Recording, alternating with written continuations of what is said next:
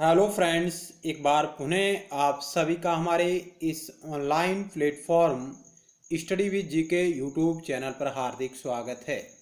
तो आज की हमारी चर्चा का विषय रहेगा राजनीति विज्ञान नागरिक शास्त्र, जिसके अंतर्गत हम पाश्चात्य राजनीतिक विचारकों के बारे में अध्ययन कर रहे हैं।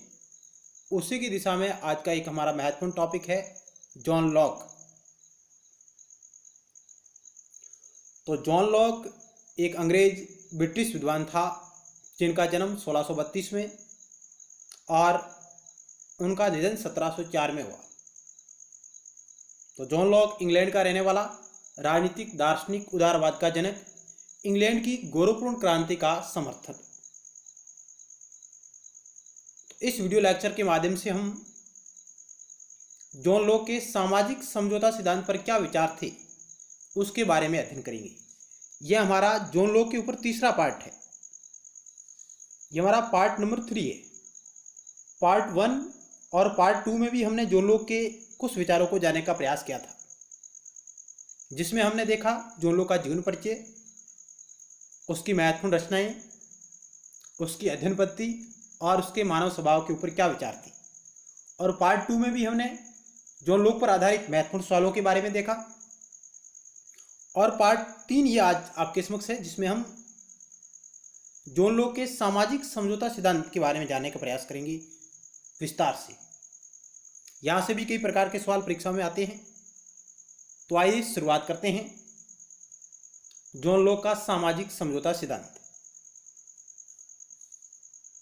आज की हमारी इस क्लास का जो प्रमुख अध्ययन के बिंदु होंगे वो होंगे जॉन लॉक का सामाजिक समझौता सिद्धांत क्या है, प्राकृतिक अवस्था में समाज को यानी लोगों को इस समझौते की आवश्यकता क्यों पड़ी, इसकी प्रमुख विशेषताएं क्या है, और हॉब्स के सामाजिक समझौते से तुलना, क्योंकि हॉब्स ने भी सामाजिक समझौते की बात कही है और जॉन लॉक भी सामाजिक समझौते की बात करता है। तो इससे तुलना देखेंगे और जॉन लॉक के सामाजिक समझौते की आलोचनाएं क्या है, उसके आधार क्या है, इन सभी बिंदुओं पर हमारी चर्चा रहेगी। तो आइए शुरुआत करते हैं टू द पॉइंट। यदि आप लोग पहली बार हमारे इस चैनल को देख रहे हैं और आपने अभी तक इसे सब्सक्राइब नहीं किया तो आप इसे जरूर सब्सक्राइब करें और पास में बेल के आइकन को भी जरूर दबाएं, ताकि नेक्स्ट टाइम वीडियो सीरीज का नोटिफिकेशन आपके पास तुरंत पहुंच जाए। इसके अलावा आप लोग राजनीति विज्ञान, नागरिक शास्त्र और लोक प्रशासन विषय पर आधारित अन्य और महत्वपूर्ण वीडियो सीरीज तथा अभ्यास प्रश्न सीरीज देखना चाहते हैं तो आप हमारे YouTube channel study with GK की प्लेलिस्ट पर जा सकते हैं, जहां आपको अलग अलग प्लेलिस्टों के माध्यम से महत्वपूर्ण वीडियो सीरीज आपको वहां पर दिखेगी, जो आपकी परीक्षाओं में एक अति महत्वपूर्ण कदम साबित होगी।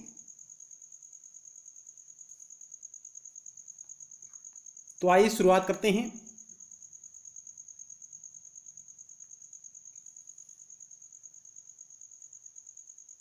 थ्योरी ऑफ सोशल कॉन्ट्रैक्ट, सामाजिक समझौता सिद्धांत। लॉक के राजनीतिक चिंतन का सर्वाधिक प्रमुख भाग सामाजिक समझौता सिद्धांत है, जिसके द्वारा लॉक ने इंग्लैंड में हुई 1688 की गौरवपूर्ण क्रांति के औचित्य को ठीक ठहराया। यानी जॉन लॉक अपने इस सामाजिक समझौता सिद्धांत के माध्यम से इंग्लैंड की गौरवपूर्ण क्रांति को उचित ठहराता है। इसे रक्तहीन क्रांति के नाम से भी जाना जाता है। यानी इंग्लैंड की जो गौरवपूर्ण क्रांति हुई बिना रक्तचाप के, जहां एक निरंकुश राजतंत्र से संवैधानिक राजतंत्र में बदलाव किया गया तथा संसदीय राजतंत्र का शासन वहां पर स्थापित हुआ।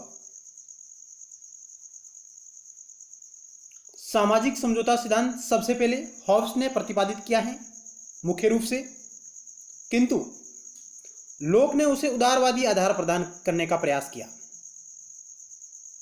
जॉन लॉक को उदारवाद का जनक भी कहा जाता है। जॉन लॉक इंग्लैंड के रहने वाले थे, तो किस देश से संबंधित है, तो इंग्लैंड से। इस प्रकार के भी सवाल परीक्षाओं में पूछे जा रहे हैं। लॉक भी हॉब्स के इस विचार से सहमत था कि राज्य की उत्पत्ति समझौते का परिणाम है जॉन लॉक हॉब्स के इस विचार से सहमत था कि राज्य की उत्पत्ति सामाजिक समझौते का परिणाम है। हॉब्स और लॉक ये राज्य को एक कृत्रिम संस्था मानते हैं जो दैवीय इच्छा की नहीं है, दैवीय इच्छा का परिणाम नहीं है राज्य। लॉक के सिद्धांत का विवरण उसकी प्रमुख पुस्तक शासन पर 2 निबंध, शासन पर 2 निबंध, two treatise of civil government, इस पुस्तक का नाम है इंग्लिश में two treatise of civil government या गवर्नमेंट। लॉक ने इस पुस्तक में लिखा है कि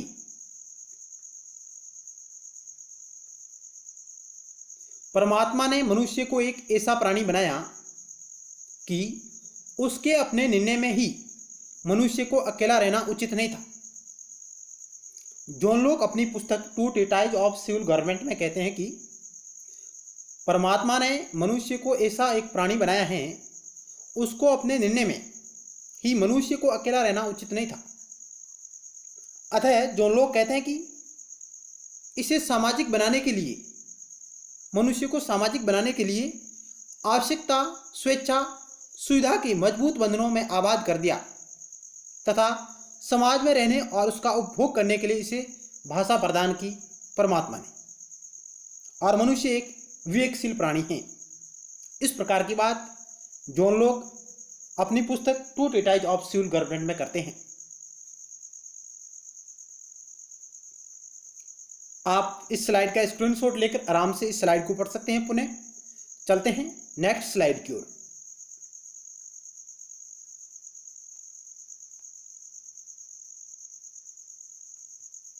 जॉन लॉक के मतानुसार मनुष्य एक सामाजिक प्राणी है जो शांति प्रिय प्राणी है, क्योंकि हॉब्स मनुष्य को एक असामाजिक, एक निकृष्ट, अन्यायी, स्वार्थी प्राणी बताता है, जबकि जॉन लॉक मनुष्य को एक सामाजिक प्राणी, शांति प्रिय प्राणी मानता है। प्राकृतिक अवस्था में मनुष्य समान और स्वतंत्रता का जीवन व्यतीत करता था। जॉन लॉक कहता है कि प्राकृतिक अवस्था में मनुष्य समान और स्वतंत्रता पूर्वक जीवन यापन करता था। मनुष्य स्वभाव से स्वार्थी नहीं था। जॉन लॉक का मत है कि मनुष्य स्वभाव से स्वार्थी नहीं था, जिस प्रकार की हॉब्स कहते हैं कि मनुष्य स्वभाव से झगड़ालू प्रवृत्ति का है, स्वार्थी है। लेकिन जॉन लॉक कहते हैं कि मनुष्य स्वभाव से स्वार्थी नहीं था, वह शांति प्रिय प्राणी था। यानी जॉन लॉक का मत है कि मनुष्य स्वभाव से स्वार्थी नहीं था और एक शांत और संपन्न जीवन जीना चाहता था। अतः प्राकृतिक अवस्था शांति, समता, सहयोग, समानता, स्वतंत्रता की अवस्था थी। जॉन लॉक के मतानुसार प्राकृतिक अवस्था कैसी थी? तो आप कह सकते हैं कि जॉन लॉक की जो प्राकृतिक अवस्था है वह शांति, संपन्नता, सहयोग, सद्भावना, समानता और स्वतंत्रता की अवस्था थी। इस प्रकार की प्राकृतिक अवस्था में पूर्ण रूप से भ्रातृत्व और न्याय की भावना का साम्राज्य था। प्राकृतिक अवस्था को शासित करने के लिए प्राकृतिक कानून था, जिसकी बात भी जॉन लॉक करते हैं कि प्राकृतिक अवस्था को शासित करने के लिए प्राकृतिक कानून था। प्राकृतिक कानून पर शांति एवं व्यवस्था आधारित होती थी, जिसे मनुष्य अपने विवेक द्वारा समझने में समर्थ था, क्योंकि जॉन लॉक मनुष्य को विवेकशील प्राणी मानते हैं। जो लोग कहते हैं कि प्राकृतिक अवस्था में प्राकृतिक कानून था जिसे मनुष्य अपने विवेक के द्वारा समझने में समर्थ था, लेकिन प्राकृतिक अवस्था में प्रत्येक मनुष्य को ऐसे अधिकार प्राप्त थे जिससे कोई भी वंचित नहीं कर सकता था। यानी प्राकृतिक अवस्था में प्राकृतिक कानून को समझने का अधिकार प्रत्येक मनुष्य के पास था और प्रत्येक मनुष्य उसको समझने में समर्थ था, उसे कोई वंचित नहीं कर सकता था। इस प्रकार प्राकृतिक अवस्था समानता व स्वतंत्रता के विचारों पर आधारित थी। और जॉन लॉक कहते हैं कि इस प्राकृतिक अवस्था में 3 अधिकारों की वो बात करते हैं कि तीन अधिकारों को मानवीय विवेक का परिणाम कहा गया। प्राकृतिक अवस्था में जॉन लोक ने तीन अधिकारों को मानवीय विवेक का परिणाम बताया है, और जिन अधिकारों की जॉन लोक बात करता है वो है जीवन का अधिकार, स्वतंत्रता का अधिकार और संपत्ति का अधिकार। ये तीन अधिकारों को जॉन लोक महत्वपूर्ण स्थान प्रदान करता है प्राकृतिक अधिकारों में।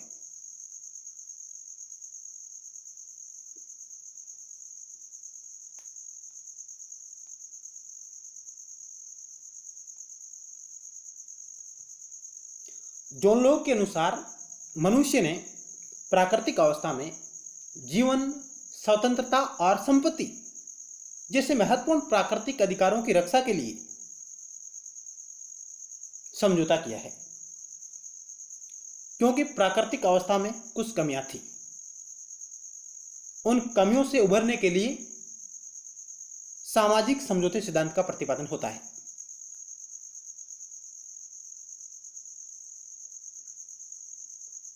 तो आइए जॉन लोक की प्राकृतिक अवस्था में किस प्रकार की कमियां थी जिनको दूर करने के लिए व्यक्तियों ने सामाजिक समझौता किया।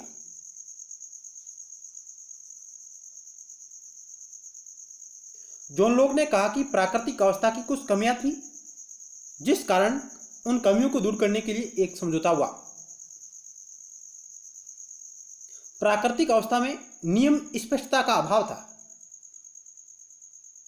उसमें कोई ऐसी निश्चित, प्रकट एवं सर्वसम्मत विधि नहीं थी।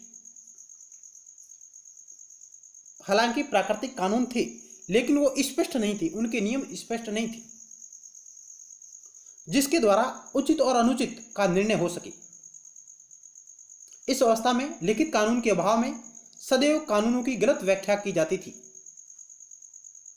यानी प्राकृतिक अवस्था में नियमों की स्पष्टता का अभाव था, कोई सर्वसम्मत विधि नहीं थी, न ही उस विधि का व्याख्याकार करने वाला था,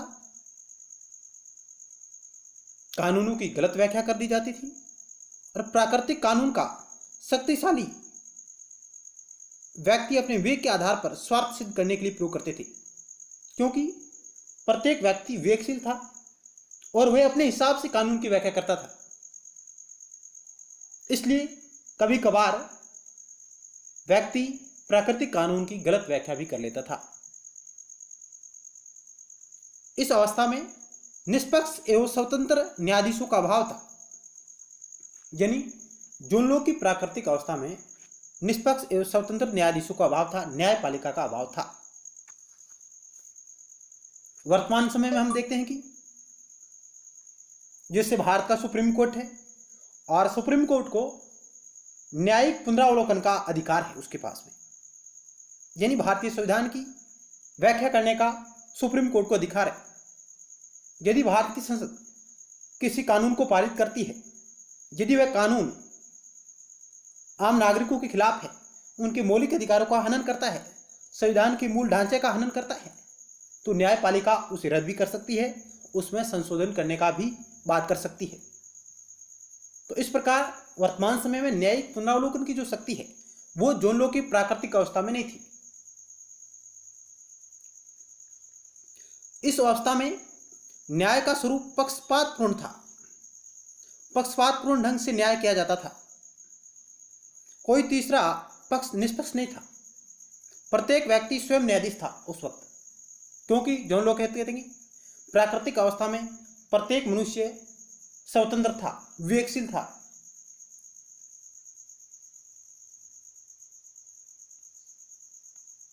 आगे हम बात करते हैं कि जॉन लोक कहते हैं कि तीसरी कमी क्या थी, तो वो कहते हैं कि प्राकृतिक अवस्था में न्याययुक्त निर्णय लागू करने के लिए कार्यपालिका का भी अभाव था, इसलिए निर्णयों का उपयुक्त क्रियान्वयन नहीं हो पाता था।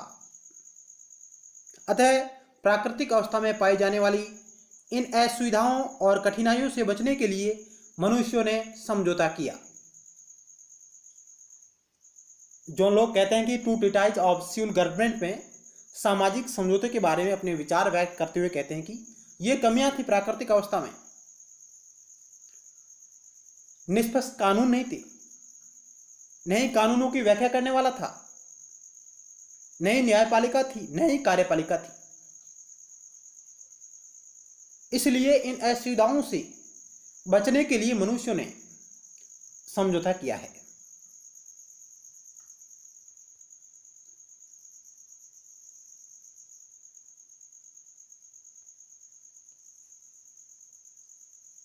जॉन लॉक जिस समझौते की बात करता है उसका स्वरूप सामाजिक था। जॉन लॉक के अनुसार समझौते का स्वरूप सामाजिक है, क्योंकि इसके अंतर्गत प्रत्येक व्यक्ति ने संपूर्ण समाज के प्रत्येक व्यक्ति को सर्वसम्मति से यह समझौता किया है।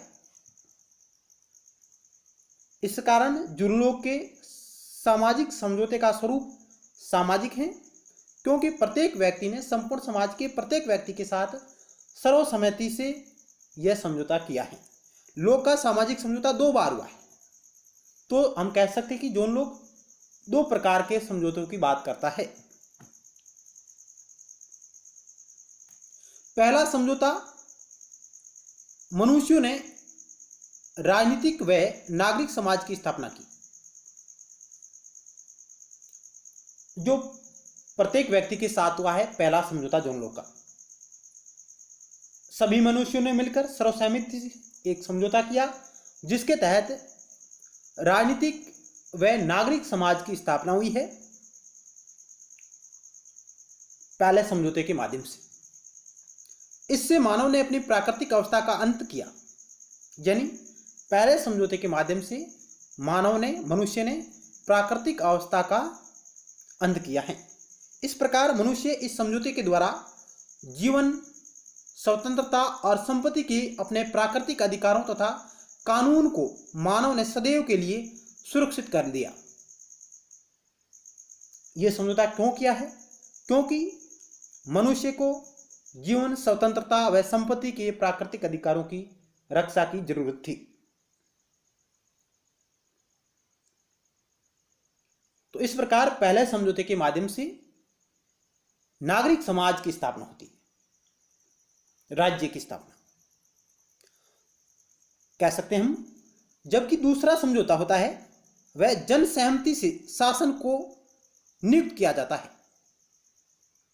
जन सहमति से शासक को नियुक्त किया जाता है, जिसमें शासक भी उस समझौते का अंग होता है, पार्ट होता है।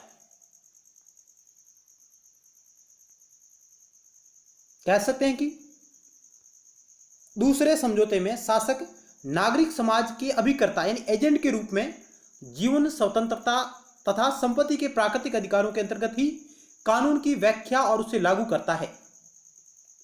कहने का मतलब कि पहला समझौता प्राकृतिक अवस्था में सभी व्यक्तियों ने मिलकर जन सहमति से किया, जिससे नागरिक समाज, सिविल सोसाइटी का निर्माण होता है, जिसको हम राज्य कह सकते हैं। दूसरा समझौता शासक व नागरिक समाज के मध्य हुआ, जिससे सरकार की स्थापना होती है, जिसको हम विश्वास पर आधारित ट्रस्ट के रूप में भी कह सकते हैं, जिसको जॉन लॉक ट्रस्ट के रूप में परिभाषित करता है। और जो राजा है, जो शासक है, वह नागरिक समाज के अभिकर्ता के रूप में जीवन, स्वतंत्रता तथा संपत्ति के प्राकृतिक अधिकारों के अंतर्गत ही कानून की व्याख्या करेगा और उसे लागू करेगा, क्योंकि लोगों ने यह समझौता इन 3 अधिकारों को सुरक्षित रखने के लिए किया है। शासक नागरिक समाज के एक ट्रस्टी के रूप में अपने कर्तव्यों का पालन करता है। यहां से कई प्रकार के सवाल परीक्षाओं में आते हैं कि जॉन लॉक के सामाजिक समझौते की क्या विशेषताएं हैं, किस प्रकार सामाजिक समझौता हुआ, लोगों ने क्यों किया सामाजिक समझौता। तो और जॉन लॉक अधिकारों के साथ कर्तव्यों की बात करता है, अधिकारों के साथ कर्तव्यों की भी बात करता है। तो शासक नागरिक समाज के एक ट्रस्टी के रूप में अपने कर्तव्यों का पालन करता है,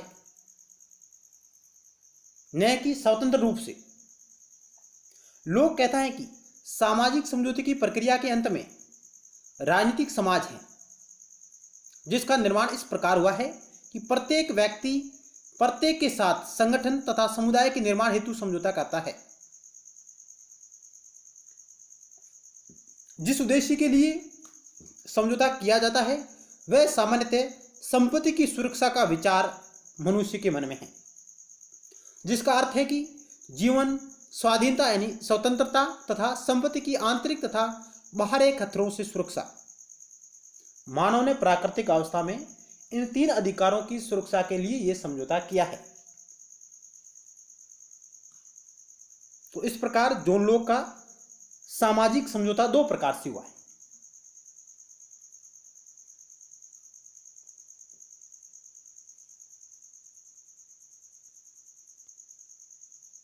और इस जॉन लॉक के सामाजिक समझौते में शासक यानी राजा भी उस सामाजिक समझौते का एक अंग है, एक पार्ट है।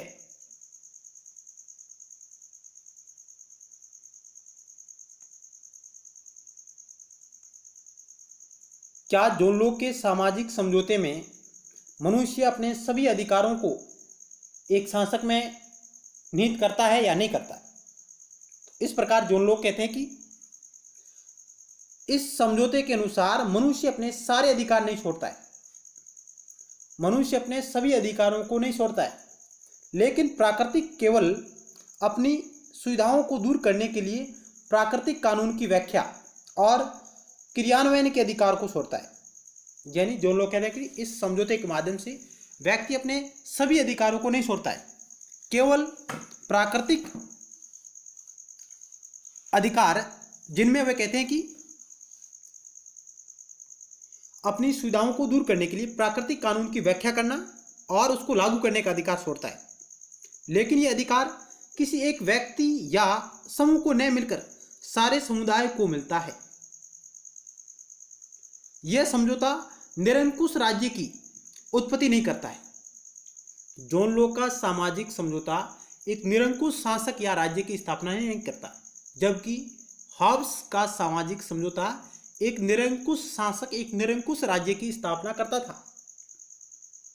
इसलिए हॉब्स को हम निरंकुशतावादी विचारक कहते हैं। हॉब्स निरंकुश संप्रभुता का धनी कहा जाता है हॉब्स को, क्योंकि वो संपूर्ण शक्ति राजा में निहित करता है। हॉब्स की प्रसिद्ध रचना लेवियाथन जो 1651 में प्रकाशित हुई थी।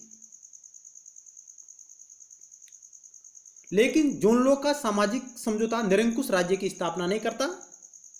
इससे राजनीतिक समाज को केवल वे ही अधिकार मिले हैं जो व्यक्ति ने उसे स्वेच्छा से दिए हैं। यानी राज्य को केवल वही अधिकार प्राप्त हुए हैं जिनको व्यक्तियों ने दिया है।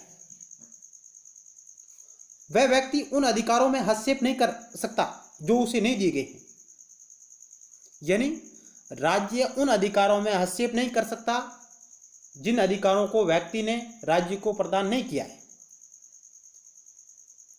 लॉक के इस समझौते के अनुसार दो समझौते हुए।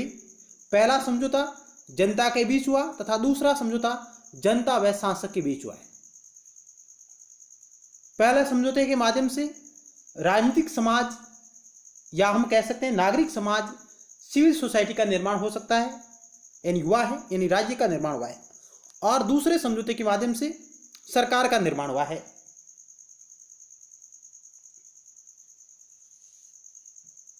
संप्रभु पहले में शामिल नहीं था।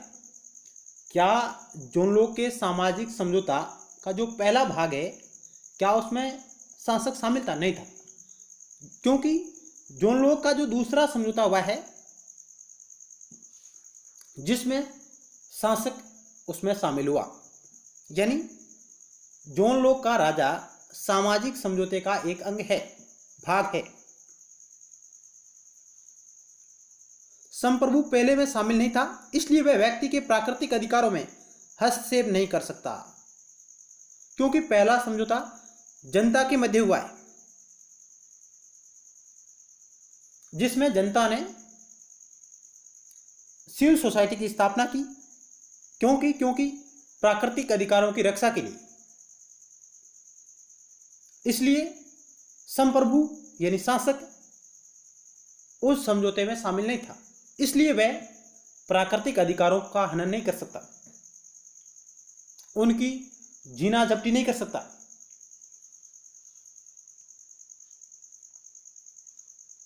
राजनीतिक समाज की स्थापना हेतु किया गया दूसरा समझौता सीमित व उत्तरदायी सरकार की स्थापना करता है। यानी पहला समझौते के माध्यम से नागरिक समाज की स्थापना होती है, जबकि दूसरे समझौते के माध्यम से राजनीतिक समाज, जिसको सरकार ट्रस्ट के रूप में जाना गया, उसकी स्थापना होती है। और दूसरा समझौता सीमित व उत्तरदायी सरकार की स्थापना करता है। इसलिए जॉन लॉक को सीमित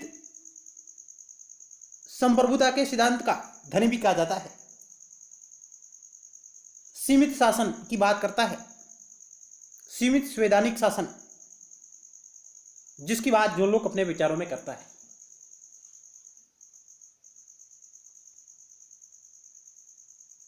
तो आइए अब हम जानते हैं कि जॉन लॉक के सामाजिक समझौते के सिद्धांत की विशेषताएं हमारे सामने क्या निकल कर आती है। सवाल है कि जॉन लॉक के सामाजिक समझौते की विशेषताओं का वर्णन करें, या ऑब्जेक्टिव सवाल है कि कौन सी विशेषता सामाजिक समझौते की नहीं है जॉन लॉक के, या है। तो आइए देखते हैं टू द पॉइंट। आप लगातार हमारे साथ बने हुए हैं।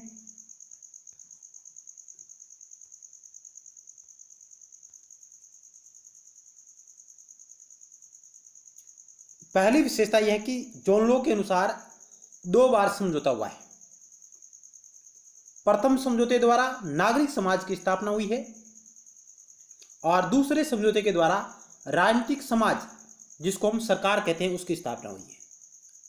पहला समझौता जनता के मध्य हुआ है, जिसके माध्यम से नागरिक समाज की स्थापना होती है, और नागरिक समाज को राज्य भी कह सकते हैं।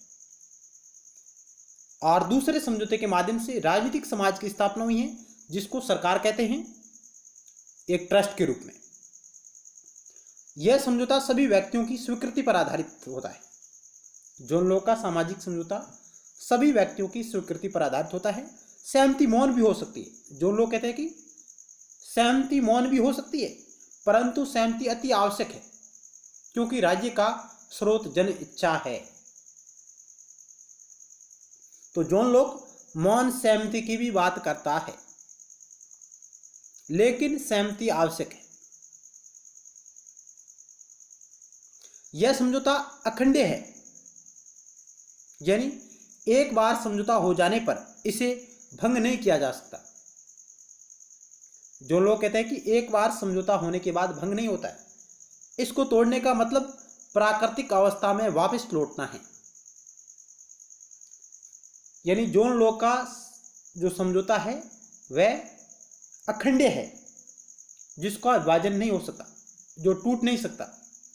यदि टूटेगा तो प्राकृतिक अवस्था में वापस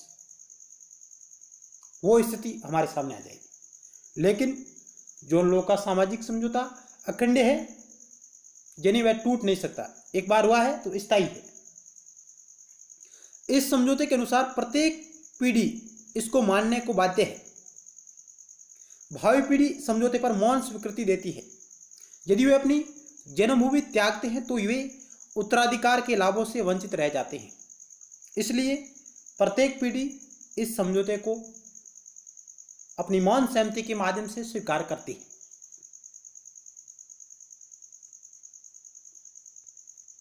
अगली क्या विशेषता है? इस समझौते के द्वारा व्यक्ति अपने कुछ प्राकृतिक अधिकारों का परित्याग करता है, सभी अधिकारों का नहीं। क्या जॉन लॉक के सामाजिक समझौते में मनुष्य सभी अधिकारों का परित्याग करता है? तो बिल्कुल नहीं, वह कुछ अधिकारों का परित्याग करता है, और वह अपना अधिकार समस्त जनसमूह को सौंपता है। यह समझौता जीवन, स्वतंत्रता और संपत्ति की सुरक्षा के लिए किया गया है। अतः यह एक सीमित समझौता है, क्योंकि यह केवल 3 प्राकृतिक अधिकारों की रक्षा के लिए समझौता हुआ है। इसलिए जॉन लॉक का सामाजिक समझौता एक सीमित समझौता है। इस समझौते से नागरिक समुदाय का जन्म होता है, सरकार का नहीं। सरकार का निर्माण एक ट्रस्ट के रूप द्वारा होता है। इसलिए सरकार तो बदली जा सकती है, लेकिन इस समझौते को भंग नहीं किया जा सकता। कहने का मतलब यह है कि जनता ने जनसहमति से जो नागरिक समाज अर्थात राज्य की स्थापना की है वह स्थायी है, जबकि नागरिक समाज और शासक ने मिलकर सरकार की एक ट्रस्ट यानी एक विश्वास मत के आधार पर सरकार की स्थापना की है, वह अस्थायी है। वह स्थायी तब तक है जब तक वह प्राकृतिक अधिकारों के अनुसार कानून का निर्माण करती है और उन प्राकृतिक अधिकारों का संरक्षण करती है, तब तक वह स्थायी है। और जब शासक यानी सरकार प्राकृतिक अधिकारों के संरक्षण को सुरक्षित नहीं कर सकती, उनके संरक्षण में विफल रहती है, तो जनता सरकार को बदल सकती है, जनता क्रांति कर सकती है शासक के खिलाफ। लेकिन नागरिक समाज का निर्माण हुआ वह स्थायी है, उस समझौते को भंग नहीं किया जा सकता। तो जॉन लॉक कहते हैं कि सरकार का निर्माण एक ट्रस्ट द्वारा हुआ है। लॉक के अनुसार प्रकृति के कानून की व्याख्या करने तथा उसे लागू करने वाला शासक स्वयं भी उससे बाधित है। यानी लॉक के अनुसार प्राकृतिक कानून की व्याख्या करने तथा उसे लागू करने वाला शासक स्वयं उससे बाधित है। उस प्राकृतिक अधिकारों और प्राकृतिक कानून के अंतर्गत रहकर ही वह कानून का निर्माण कर सकता है। जिन शर्तों के आधार पर शासक को नियुक्त किया जाता है, शासक को उनका पालन करना अति आवश्यक है। अतः शासक सर्वसत्ता संपन्न नहीं है। जॉन लॉक का शासक संप्रभु नहीं है।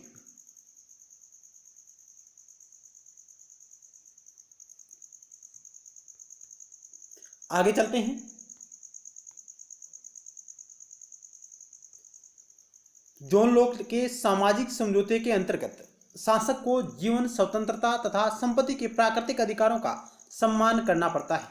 अतः प्राकृतिक अवस्था के अंत होने के बाद भी सामाजिक समझौते में मनुष्य के प्राकृतिक अधिकार सुरक्षित रहते हैं। अतः प्राकृतिक अवस्था के अंत होने के बाद भी सामाजिक समझौते में मनुष्य के प्राकृतिक अधिकार सुरक्षित रहते हैं।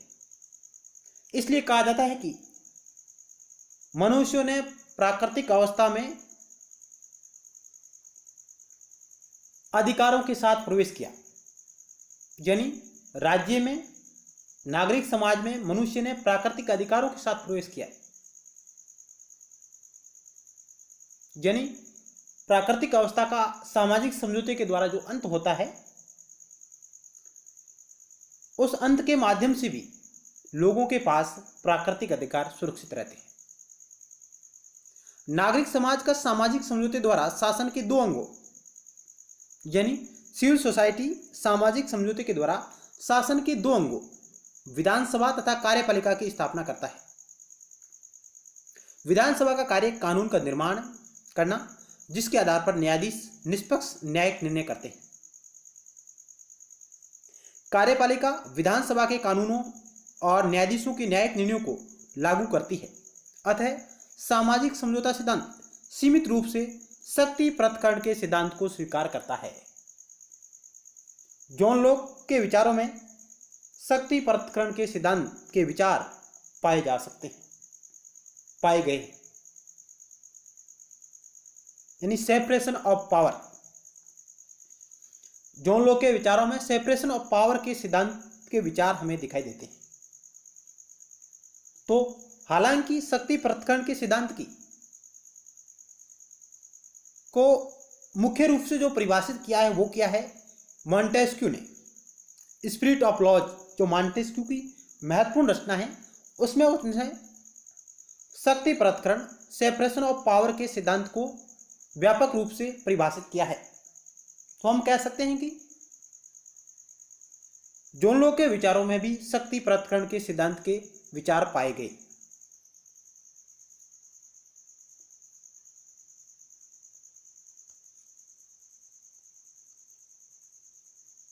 जॉन लॉक के सामाजिक समझौते की अगली विशेषता यह है कि लॉक ने व्यक्तिवादी राज्य व्यवस्था की स्थापना की।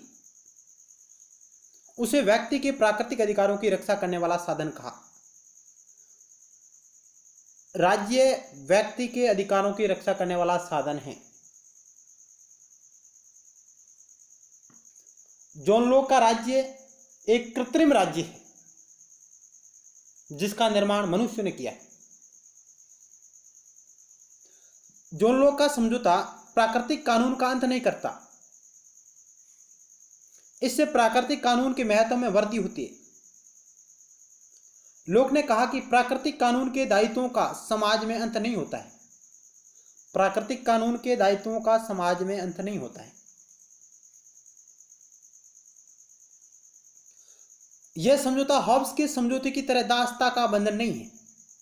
जॉन लॉक का सामाजिक समझौता हॉब्स के सामाजिक समझौते की तरह दासता का बंधन नहीं है, अपितु स्वतंत्रता का एक अधिकार का एक पत्र माना जाता है। जॉन लॉक के सामाजिक समझौते को स्वतंत्रता के अधिकार का एक पत्र माना जाता है। इससे व्यक्ति कुछ खाते नहीं, उन्हें अधिकारों को लागू करने में जो कठिनाई आती है उनका अंत करने को पर्यटन समझौते द्वारा किया जाता है। यानी कि जो प्राकृतिक अवस्था में मनुष्य को जो कठिनाइयाँ थी, जो असुविधाएं थी, उनका अंत करने के लिए यह समझौता किया गया। तो ये थी कुछ महत्वपूर्ण विशेषताएं जॉन लॉक के सामाजिक समझौते की। अब हम इस सामाजिक समझौते की हॉब्स के सामाजिक समझौते से तुलना करेंगे, क्योंकि हॉब्स ने भी सामाजिक समझौते की बात की है, जॉन लॉक भी सामाजिक समझौते की बात करता है। तो इसकी तुलना हम देखेंगे। तो आइए टू द पॉइंट तुलना के बारे में चर्चा करते हैं।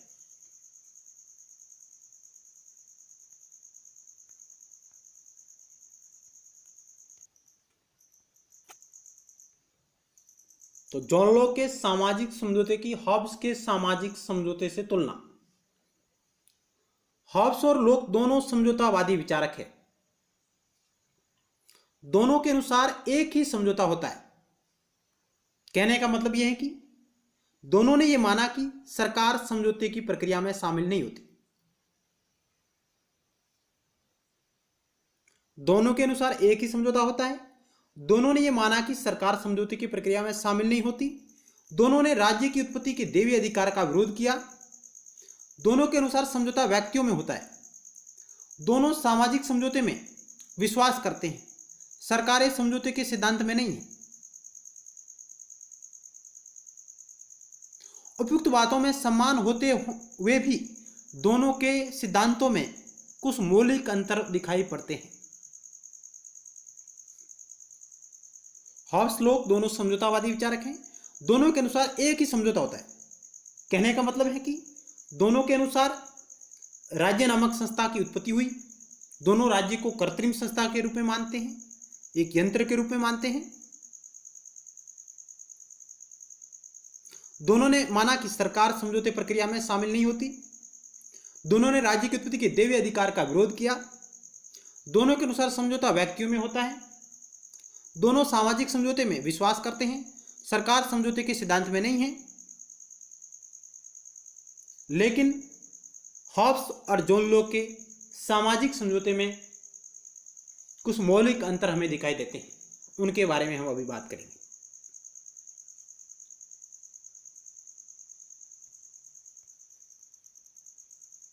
तो आइए देखते हैं कि हॉब्स और जॉन लॉक के सामाजिक समझौते में जो मौलिक अंतर पाए जाते हैं वो क्या है। हॉब्स का समझौता कठोर आवश्यकता का प्रतिफल है, परंतु लॉक का समझौता विवेक का परिणाम है। हॉब्स का समझौता सामान्य स्वभाव का है, लॉक का समझौता सीमित और विशिष्ट स्वभाव का है। हॉब्स के समझौते के अनुसार व्यक्ति अपना अधिकार किसी विशेष व्यक्ति या व्यक्ति समूह को सौंपते हैं। हॉब्स के समझौते के अनुसार व्यक्ति अपना अधिकार किसी विशेष व्यक्ति या व्यक्ति समूह को सौंपता है, यानी लेविथोन यानी शासक को। लेकिन लॉक के समझौते के अनुसार व्यक्ति के जो अधिकार है वह व्यक्ति समुदाय को अपना अधिकार देते हैं, जिससे नागरिक समाज की स्थापना होती है। हॉब्स के अनुसार व्यक्ति अपने सारे अधिकार राज्य को सौंपता है, लेकिन जॉन लॉक के अनुसार व्यक्ति अपने सीमित अधिकार राज्य को देता है। सीमित अधिकार ही राज्य को प्रदान करता है, जबकि हॉब्स कहता है कि व्यक्ति अपने सभी अधिकार राज्य को सौंपता है। हॉब्स के समझौते के परिणाम स्वरूप एक निरंकुश, शक्तिशाली, असीम एवं अमर्यादित संप्रभु का जन्म होता है। हॉब्स के सामाजिक समझौते के कारण एक निरंकुश, सर्वशक्तिशाली, असीम एवं अमर्यादित संप्रभु का जन्म होता है, जबकि लॉक के सामाजिक समझौते के अनुसार एक सीमित, मर्यादित, उदार राज्य का जन्म होता है। तो हॉब्स अमर्यादित संप्रभुता का धनी है, जबकि जॉन लॉक मर्यादित संप्रभुता की बात करता है। मर्यादित संप्रभुता का समर्थक है जॉन लॉक, जबकि हॉब्स अमर्यादित संप्रभुता का समर्थक है। हॉब्स का समझौता एक दार्शनिक विचार है, जबकि लॉक का समझौता एक ऐतिहासिक तथ्य भी है।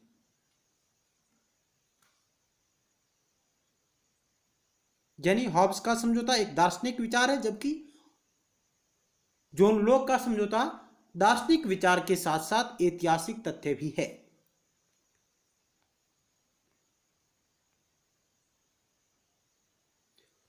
हॉब्स का सामाजिक समझौता प्राकृतिक अवस्था व प्राकृतिक कानून दोनों को समाप्त कर देता है, परंतु जॉन लॉक का समझौता प्राकृतिक अवस्था का तो अंत करता है, प्राकृतिक कानून का नहीं।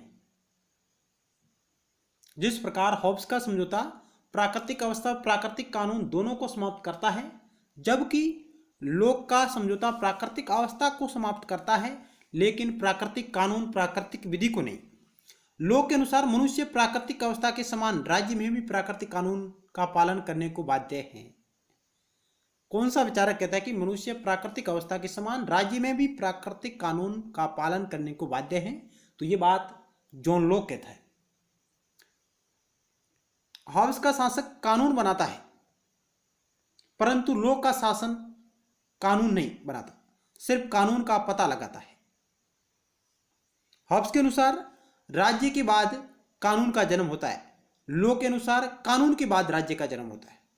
तो ये मूलभूत अंतर है कि हॉब्स का शासक कानून बनाता है, जबकि लॉक का शासक कानून नहीं बनाता, सिर्फ कानून का पता लगाता है। हॉब्स के अनुसार राज्य के बाद कानून का जन्म होता है, जबकि लॉक कहता है कि कानून के बाद राज्य का जन्म हुआ। तो जॉन लॉक का एक महत्वपूर्ण कथन है कि जहां विधि नहीं वहां स्वतंत्रता नहीं, जहां विधि नहीं वहां स्वतंत्रता नहीं। लॉक का समझौता स्वतंत्रता का प्रपत्र है, जबकि हॉब्स का समझौता दासता का पट्टा है। इसलिए अमेरिकी संविधान पर जॉन लॉक के विचारों का काफी प्रभाव पड़ा। हॉब्स का समझौता प्राकृतिक अवस्था की अराजकता को दूर करने के लिए हुआ, जबकि जॉन लॉक का समझौता प्राकृतिक अवस्था की 3 कमियों को दूर करने के लिए हुआ है। और वो कमियां प्राकृतिक कानून का अभाव था, स्पष्ट नियम नहीं थे, नहीं उनकी व्याख्या करने वाला था, नहीं प्राकृतिक अधिकारों की संरक्षण की सुविधा थी। हॉब्स के अनुसार एक समझौता हुआ, जबकि जॉन लॉक के अनुसार 2 प्रकार के समझौते हुए। हॉब्स एक समझौते की बात करता है, जबकि जॉन लॉक 2 प्रकार के समझौते की बात करता है। हॉब्स का जो समझौता होता है वो उसमें सभी व्यक्ति मिलकर एक व्यक्ति में अपने सभी अधिकारों को सौंपते हैं, अर्थात लेविथोन को अपने संपूर्ण अधिकार न्योछावर कर देते हैं, लेकिन उसमें शासक है जो समझौते का भाग नहीं है हॉब्स के समझौते में। जबकि जॉन लॉक का जो समझौता होता है 2 प्रकार का समझौता होता है, एक जनता के मध्य होता है जिससे नागरिक समाज की स्थापना होती है, दूसरा नागरिक समाज और शासक के मध्य होता है जिससे सरकार की स्थापना होती है, अर्थात राजनीतिक समाज की।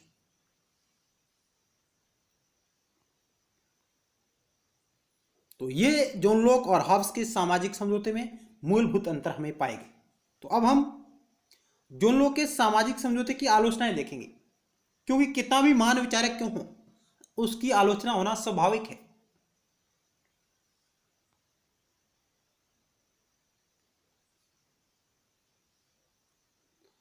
लोक के सामाजिक समझौते की निम्नलिखित आलोचनाएं हैं। पहली आलोचना है कि यह समझौता अस्पष्ट और अनिश्चित है। लोक के सामाजिक समझौते के बारे में आलोचक कहते हैं कि लोक ने स्पष्ट नहीं किया कि सरकार का निर्माण कब और कैसे हुआ। लोक के विचारों से यह प्रतीत होता है कि सामाजिक समझौते के द्वारा राज्य का निर्माण हुआ है, परंतु उसकी व्याख्या से यह स्पष्ट नहीं होता कि सामाजिक समझौते से सरकार की भी स्थापना होती है या नहीं।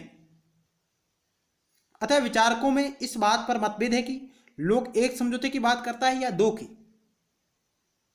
इस प्रकार जोन लोक का सामाजिक समझौता अस्पष्ट और अनिश्चित है, आलोचकों का मानना है। दूसरी आलोचना यह है कि यह अनैतिहासिक है, वह काल्पनिक है। कैसे? कि लोक ने सामाजिक समझौते के द्वारा राज्य व शासन का जो विवरण दिया है वह काल्पनिक है, कल्पना जगत में किया हुआ है, उसके विवरण का ऐतिहासिक तथ्यों से मेल नहीं है। लोक के मानव स्वभाव का जो चित्रण एक पक्ष है, और हॉब्स के भी जो मानव स्वभाव के बारे में विचार थे वो भी एक पक्ष है।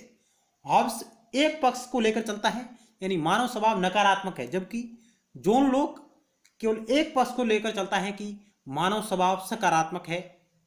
इस प्रकार सत्य यह है कि मनुष्य कई सद्गुणों और दुर्गुणों का मिश्रण है, परंतु लोक केवल सद्गुणों का ही चित्रण करता है। लोक के इस कथन में ऐतिहासिक प्रमाणों का अभाव पाया गया,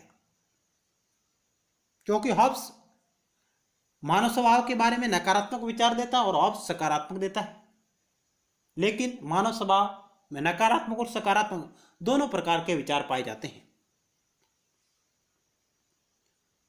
तीसरी आलोचना यह है कि लोक ने राज्य और शासन में अंतर करते हुए व्यवस्थापिका एवं कार्यपालिका की स्थापना की, किंतु आलोचकों का मानना है कि प्राकृतिक अवस्था में मानव शासन से अपरिचित थे, अतः उनसे राजनीतिक परिपक्वता की उम्मीद नहीं की जा सकती।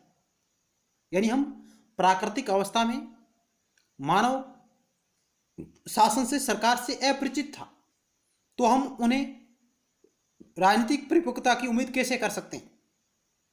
सामाजिक समझौते में लोक ने जो मानव की राजनीतिक सूझबूझ दिखाई है उसकी कल्पना नहीं की जा सकती। यानी आलोचक मानते हैं कि जो लोग मानव को विवेकशील प्राणी मानता है और विवेकशील प्राणी के नाते सभी मनुष्य मिलकर नागरिक समाज की स्थापना करते हैं, तो इस प्रकार की बात आलोचकों का मानना है कि मनुष्यों में प्राकृतिक अवस्था में नहीं दिखाई देती।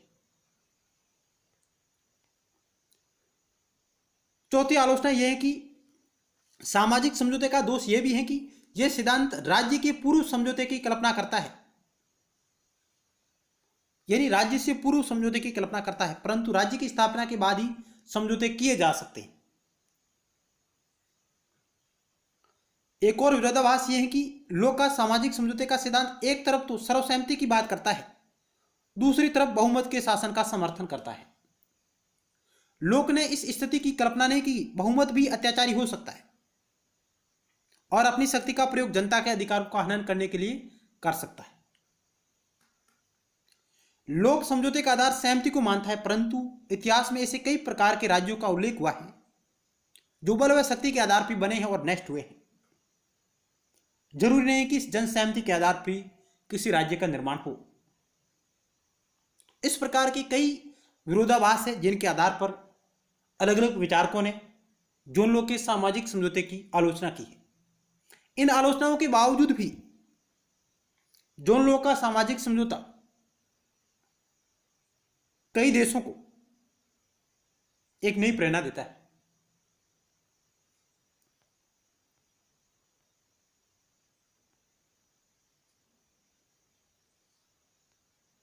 लोक ने बार बार मूल समझौता शब्द का प्रयोग किया है, लेकिन कहीं भी इसका अर्थ स्पष्ट नहीं किया। लोग इस बात को भी स्पष्ट नहीं कर पाए कि मौलिक समझौते के परिणाम स्वरूप वास्तव में जो उत्पन्न होता है वह स्वयं समाज है या केवल सरकार। इस प्रकार के विरोधाभास उसके विचारों में देखने को मिलते हैं।